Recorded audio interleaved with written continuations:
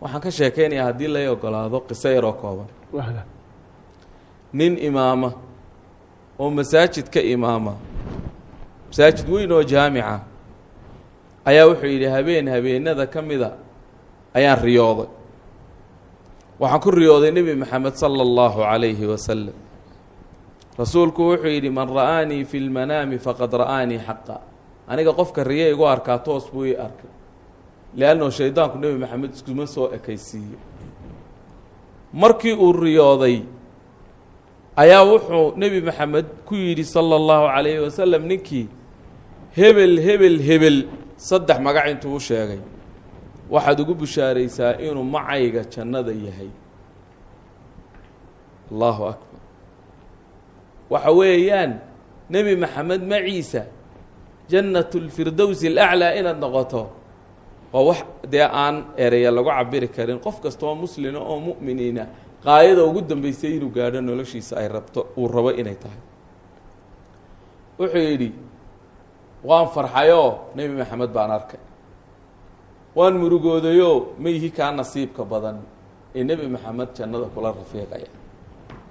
waxaan ku yidhi nebiga sal allahu alayh wasalam riyada dhexdeedii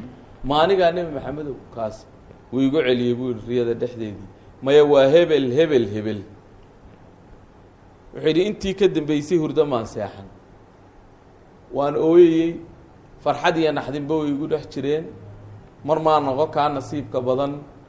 marna nebi maxamed baan arkay sala allahu calayhi wasalam salaadii fajar markii waana fakerayo waxaan islahaa talow ma hebelkii qur-aan akhriska badnaaye halkaa fadhihi jirayba talow ma hebelkii kale sadaqada badnaaba talow hebelkaasi hebeladii ma aan aqaanay oo dhan ee khayrka ku tuhmayey magacaa saddexaneen hayaa maaha wuxuu yidhi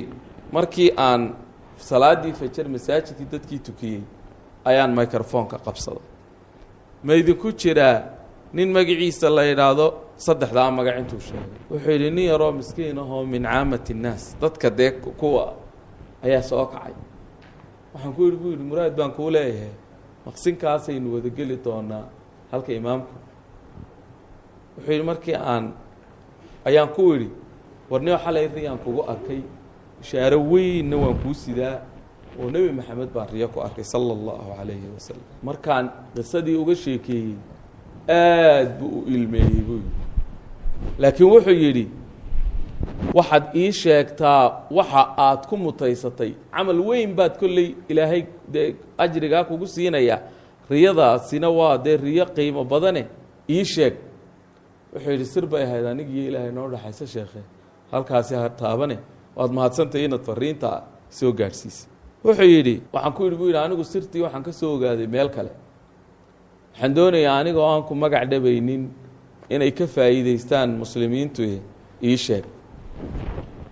waa tan haddaba nuxurka iyo baytalqasiidka iyo bartaan u socdaa man satara mu'minan satarahu wuxuu yidhi gabadh baan guursaday muddo badan baan guurumeer ahaa gabadh gayaana baan helay diinteeda iyo dhowrsanaanteeda iyo dhegteedaba aan ku qancay markii aan guursaday maan dareemin wax dhiba oon khayr iyo wanaag ahayna kalamaan kulmin aqalgalkeedii muddo yar oo 5 bilood ka yar gudahood gabadhii habeenada ka mida horta markii aanu aqal galayba waqti yaroo kooban gudahood gabadhii waxay igu tidhi ilaahay caloosha ilmuu ii geliyey bishaaro khayr leh waa wixii aan rabayeen ku rabbi baryayey dabeedna wuxuu yidhi 5 bilood iyadoon gaadhin ayay igu tidhi habeen fool baa i haysa waxaa la yaqaanaa shareecada waxaa jira wax la yaqaa aqalulxaml inta ugu yar ee hooya caloosha wax ku sido ama ilmo noolaan kara oo dhashaa waa 6 bilood 7 bilood bay inagu naqaana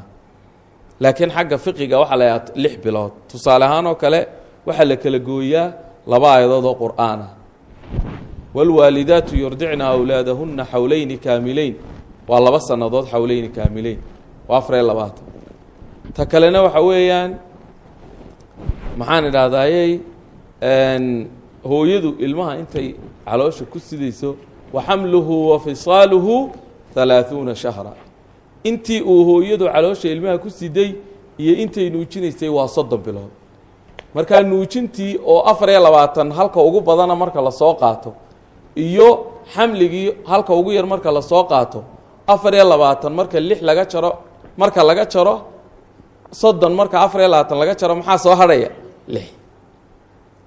waa intii ugu yarayd way ka sii yartay oo waxaan ku yidhi oo ma ilma aan dhamays ahayn baa foosha noocani maya waa ilma sidkiisii gooyo 9kiisii buuxsameen 9 bilood ma inaga wada joogni dabadna waxay tiri buu yidhi niyo waan ku warramaya laakiin go'aanka adaa iska leh anuu hal qodob ma ka codsanay iyadoo ilma aan xalaal ahayn calooshayda ku jiro ayaynu kulannaa sidii baanad igu guursatay imanaad ogaan imanaad dareemin wax haba yaraatee dareena annaku uma muujinin waxaan kaa codsanayaa haddaad i furto haddaad iga tagto waxaa kale adiga ay kuu taalla hay fadeexadayn ilaahay baan uga toobad keenay dembigaan kalay ilaahayna dembiyada wuu dhaafaa wa innii lagafaarun liman taaba wa aamana wa camila saalixan uma اhtada adigu laakiin hay fadeexadayn xaaladaasi waa xaalad adag wuxuu yidhi gabadhii ilaahay baa kala nabad keenay iyadoonu muliso iyo dhakhtariyo waxba u baahan ayaa ilaahay aqalkeeda qolkeeda gudaheedii ku kala nabad keenay anna waan saaciday ilmihii sidaan odhanaya haddaan idhaahdo anigaa dhalay waa fadeexad anigiiyo gabadhiiba nasabkaygiiyo dee anigu igu abtirsanaya dhaxalkayguu gelaya haddaan hablo kale oo dee hooyo kale ii dhasho wuxuu u noqonayaa maxram aan jirin oo waxa ka dhalanaya dee waxyaabo fara badan wuxuu yidhi waxay igu soo dhacday fikrad salaadii subax masaajidkan aad tukinaysa laftiisa ayaan intaan ilmihii soo duuduubay sugay inta ragcadda hore la rukuucayo catabadda ayaan dhigay horaan u galoo rukuucdii baan ka gaadhay assalaamu calaykum tii la yidhi qofkii koowaad ee soo baxay ayaa ilmihii yaraayoo qaylinaya la kulmay alla ilmaha halkan la dhigay dadkii masaajidkii baa la keenay masaajidkay la soo doonteen waa kan dadkii baan dhex raacay buu yidhi waxaan ku yidhi buu yidhi aniga ii dhiiboo igu duceeyey anigaa ilaahay dartii u korinaya isaga kuma abtirsanayo gabadhiisiina wuu asturay hooyadii buu ku celiyey jaa-isadiisii maxay noqotay inuu nebi maxamed jannada rafiiqu la noqdo macnaha qof aada asturtay sharaftiisa asturtay halkaasay gaadhi kartaa